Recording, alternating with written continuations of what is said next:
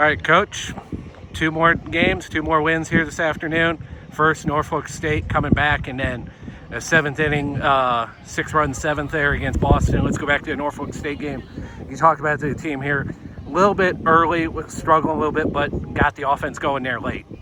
Yeah, I think our energy was down. Like I talked to the team a little bit. Energy level for us that is high for anybody else is not high enough for us. And they finally got it going. I think the fact that we came back, got up tied, excited them, got it really rolling, and then we went from there.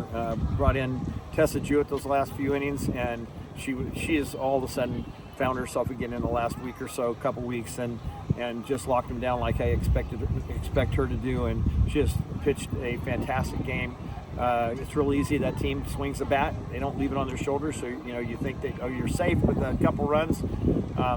And so it was a real good come from behind win for us. You touched on it there, Tess, but also Mackenzie Martin. Both of your seniors in that pitching staff coming in and getting key outs when you needed them as you're trying to come back. What does it say about those two stepping up when it matters? I tell you what, Mac is our consummate teammate. I mean, she's been kind of, because we've been having so many complete games, she's been waiting in the wings a lot, right? And that makes it tough to come in and do what we asked her to do, and that was come into a relief spot. And you're just, you should be ready, right? Well, she's ready. It's just getting game tested is something, and game hardened there's something to that. And so I thought she came in, got us out of the previous inning when we brought her in, and then got us down, got a little bit of a runner on her, so we didn't want to get too deep. We had several runs there, and we thought we'd bring Tess in, and she did a great job. So I thought Mac did a great job bridging between AG and Juice, and so I couldn't be more proud of her. Lily Bell ties the single game program record for steals. Obviously, we know the speed that she's got. What can you say about what you saw out of her in that one this afternoon? I think a couple things that she's doing better than last year, and that says a lot since she was very successful stealing bases. But there's probably at least two today, maybe 3 that she got by avoiding the tag with sliding, doing a hook or a slide by.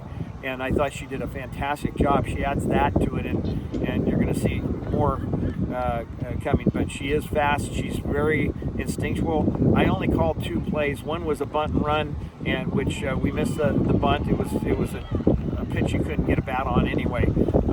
And she took that base, and then I actually called a steal and put a protect on it, and she stole that one. But other than that, the other what she have like 5 on the day, and so 3 of those, that was just her picking and going when she saw it, whether it was on a changeup or a ball in the dirt. I don't think any of them were a ball in the dirt. She just will read the pitcher and get a good jump, and she just did a fantastic job. She's fun to watch, and you can see the joy in her face when she's playing. Fast forward to game 2 at Boston, a rematch with them from Friday afternoon. Both teams struggling offensively there. Credit to the pitching on both sides, but 6-run 7th was able to just get the offense going there late and secure another win. Right, it was challenging. The game was challenging on its own for reasons other than the teams. Then you take 2 really good teams, and the pitching was fantastic on both sides. And it was just, we got in a couple jams and got out of them without being,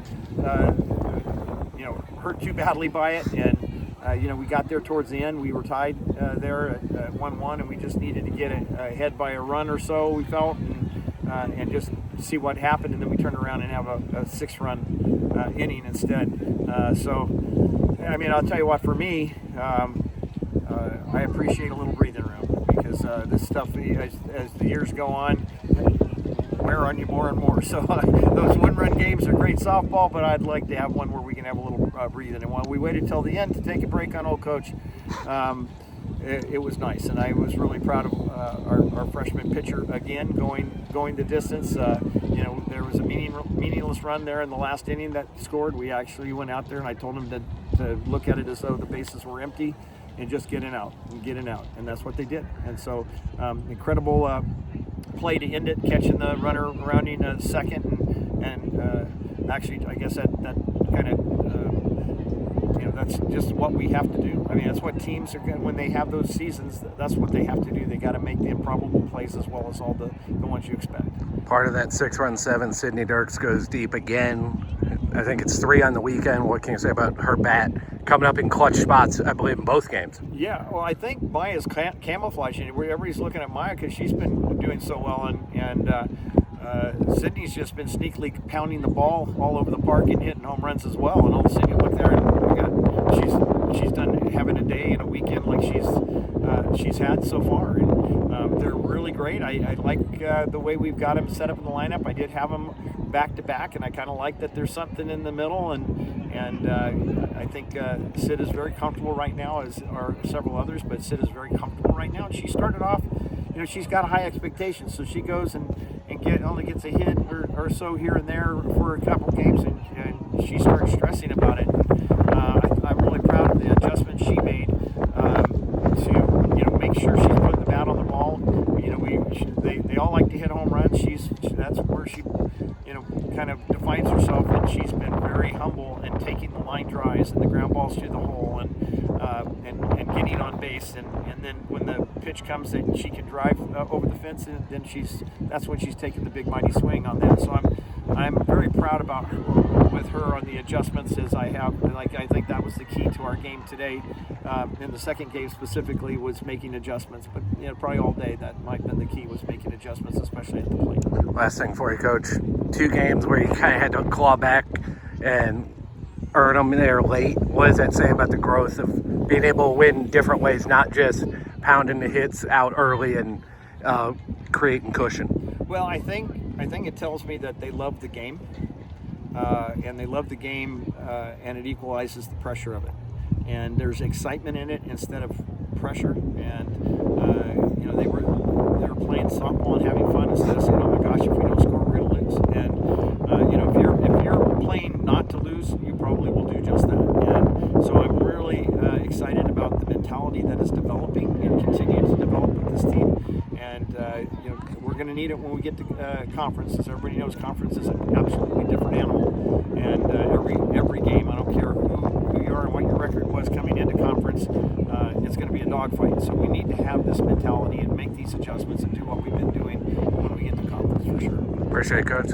Congrats on the win. See you tomorrow. Thank you very much, and go Cats.